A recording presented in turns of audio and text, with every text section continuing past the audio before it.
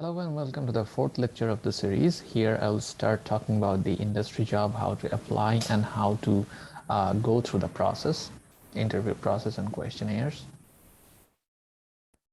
In order to apply for industry job, you have to understand the screening process and interview processes.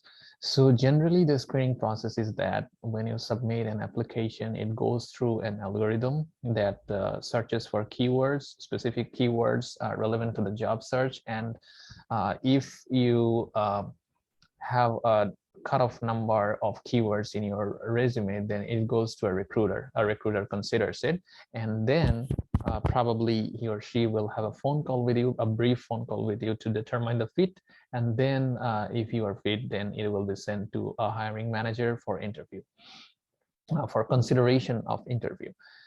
Sometimes you can skip the first screening process by getting a referral if a colleague or a peer or someone already employed in this particular organization refers your resume.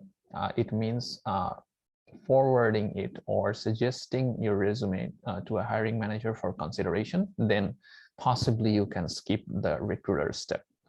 And that's actually, it means that you have a bigger possibility of getting an interview. So that's the screening process. And when you want to go through these processes, there are two approaches that people follow. One is resume spreading. That is, you apply for as many jobs as you can in the shortest amount of time by using the same template. You can understand that it has a very low success rate, like 1% or less, because you are using the same thing over and over again for all the jobs. But each and every job has actually specific requirement, separate requirement that you are not considering. So that's why if you use the same resume for all the job applications, then you will get very less number of interviews, statistically speaking. But that actually saves time in a sense that you don't have to optimize and modify your resume each time you apply for a job. The second approach is a selective application, that you customize your resume for every job that you apply. Let's say instead of applying for 100 jobs, you are applying for only 10 jobs. And for each job, you are actually customizing and modifying your resume. That actually has a larger success rate. Because you are filling out your resume with all the required keywords, required skill set, and you are setting the wording in your resume according to the job requirement. That's why it has a bigger possibility of getting an interview, but it is extremely tedious and time-consuming process, because if you want to customize a resume, you have to do it from the very first to the end. Sometimes you have to modify a lot. Sometimes you have to end up writing a new resume for a job.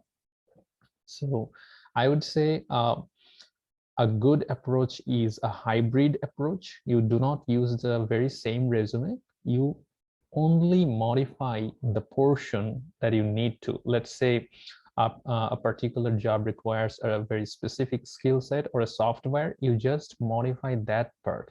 Let's say you have done a project that is very aligned to the job requirement, then you just modify that part of your resume instead of doing all the modifications throughout your resume or rewriting your resume.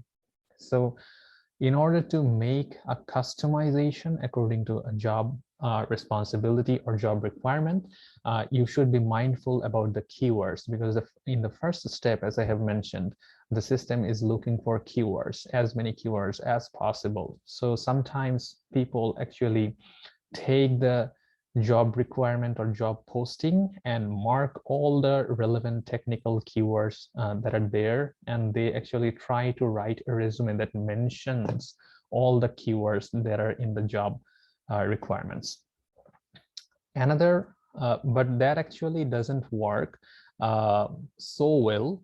It may work at the first stage, but if at the interview stage it is proved that the keywords are just for mentioning, you don't have actually the skills, then they do not work.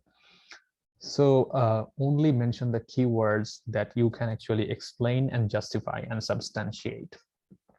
The second point that I have that I want to make is that sometimes we write so many things in our resume that are very ambiguous, abstract, and qualitative. We say that we did this, we did that, but these are not quantitative or specific. When we mention results, sometimes we just humble brag, or we mention that we have worked very hard in this project and everything, but it doesn't give us any quantitative data or a specific image of our outcome.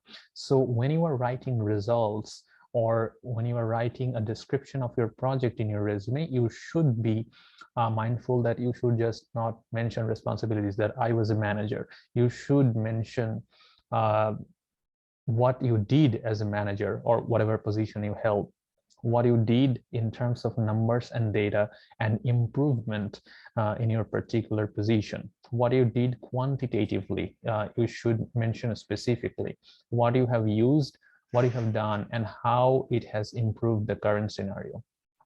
And I have already mentioned in a previous lecture that you should make a detailed portfolio so that you can use them during an interview session, or when you are talking about your project.